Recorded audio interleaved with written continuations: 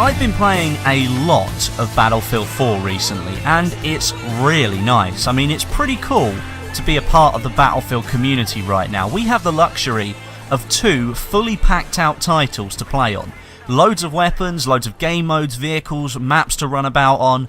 So much stuff that you wouldn't even know what to do with it all. And to top it all off, we aren't that far away from seeing more content for both of these titles, with Battlefield Hardline's DLC cycle due to kick off sometime in early summer, and Battlefield 4 producing new weapons, new game modes, and new maps.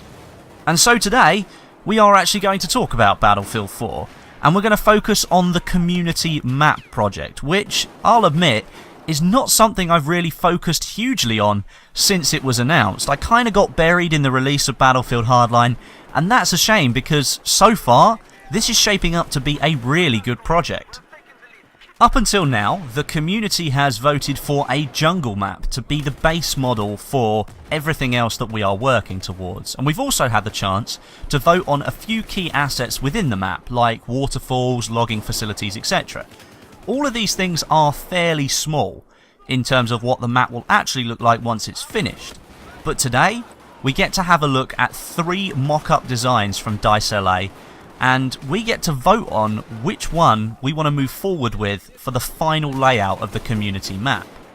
So we're going to have a look at all 3 in today's video. We're going to talk about some positives and some negatives for each of them, and I just want you to bear in mind I have already picked my favourite, so it's kind of going to be a little bit opinionated from here on out, but it's good for you guys to leave your own opinions in the comments as well, and if you've already voted, let me know which one you picked. So, here we go with map layout number 1. China rallies to stop insurgents transporting weapons and supplies through the Burmese jungle river networks. The US moves in to protect their interests. So straight off the bat, this map looks kind of familiar to me. Any of you who've played the China Rising DLC, I'm going to say that that's probably about 90% of the people watching this video, then it will remind you heavily of Guilin Peaks. Now, I'm not a huge fan of Guilin, and in fact, I'll be honest, I don't even like that map at all. It's like a roundabout in a child's playground. You go round and round and round and round and round and round, getting sicker and sicker of it until you're eventually thrown off onto the floor where you're glad to be in contact with anything but the bloody roundabout. That's what happens with Guilin Peaks. You just go round and round and round and round and round, and eventually you get to the end of the round and you're grateful for whatever map comes next because it just has to be better than what you just played. But in the interest of being fair here, we'll have a look at some of the focus points of the map. We can see a large meandering river through the middle, something that I really like, which is flanked along with 5 conquest points. We've got fishing outpost, jungle clearing, waterfall, temple ruins, and village. For me, the layout is fine, but there's far too much space being wasted around the edge of the map. Like for example, in the bottom centre of the play area there, it's devoid of any capture point. And also, the B and A flag look a little bit too close together for my liking, which might give the US faction too much of an easy ride getting started in a conquest round. They're basically going to take those flags straight away. For me, this is not a map that I'd like to see. However, this is only my opinion, so you might love this. Right, on to map layout number 2. With the Chinese-American War nearly at an end, some of China's allies have remained reluctant to turn over NATO prisoners of war to their home countries. The US are forced to react. This again isn't something that I'm hugely turned on by, but it does look a lot better than the map that we just looked at. Once again, we see a focus of the main capture points in the centre of the map. Spread them out a little bit. All this space towards the top and the bottom of the play area is just being lost, and that's a crime that's not just present here on these maps, but something that's heavily present in the Final Stand DLC in Battlefield 4. All of the conquest points were generally close together, and there were parts of the map that just weren't used, and that was a real disappointment to me.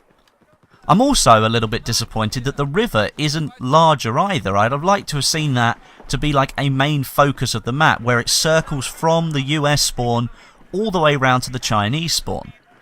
One thing that I do like though is the dense jungle in the middle that dominates the centre of the map. This is something that I think a lot of players wanted when they voted for the base map to be a jungle. But this again is only my opinion, so feel free to disagree. And finally, we have my favourite, which is map number 3. Indonesian radicals have developed a new strain of virus for chemical warfare. A conflict flares up over access to samples and research data. This map seems to incorporate all of what I'd expect to find in a dense jungle. You've got a large solid river, essentially channels of it scaling the map. You've got a large open expanse of water that all those rivers lead to as well, which I really do like. And the focus points like jungle clearing and waterfall are spread out over the whole space of the map. The map as a whole though does look like it would be a lot smaller than the other two, but I've always felt that Battlefield 4's Conquest maps have been too big, where infantry players were left without vehicles and were far too isolated.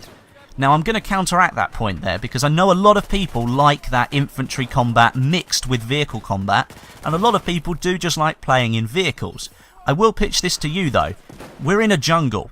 If you want an Abrams to be in there, then you're going to have to make channels to move it around a little bit, and if you want a jungle map, it just doesn't really work for an Abrams. That's just my opinion, so I think this would be more an infantry focus map. It's not like that you want to spend most of your time on Conquest roaming around on the floor. You do want vehicles to take you from A to B, and I think this is what will work quite well, because you could have quad bikes or jet skis on the river that you could move around the map on. So there's your vehicle combat right there. And who's to say that you couldn't have like a LAV on here, which would probably work quite well, much better than an Abrams anyway. And this is why I think that map is the best. It just overall seems to be the most balanced of the three, meaning that you're going to get a much better game for everybody involved and not just one team catastrophically flooring the other. So there we have it. Those are the 3 designs. I'll put a link in the description that will take you to the poll, and you can vote for what you think is best. Don't by any means feel that you have to agree with me, and if you did disagree, let me know in the comments which one you think is better and why you think that is. Ultimately, a majority vote is going to win here, and one of these designs will get taken forward, but that doesn't mean that you shouldn't give your own opinion. We'll be getting a chance to give more input into the community map soon, so the design we picked today may still change in the future. But that is all that we've got time today for, guys, so thank you very much for watching, and I hope you enjoyed this video. If you did, if you could leave me a rating, that'd be absolutely fantastic. And don't forget to check out g2a.com/r/Westy for great deals on the latest games. Link is in the description. But until next time, my name is Westy, and I'll catch you guys in the next video.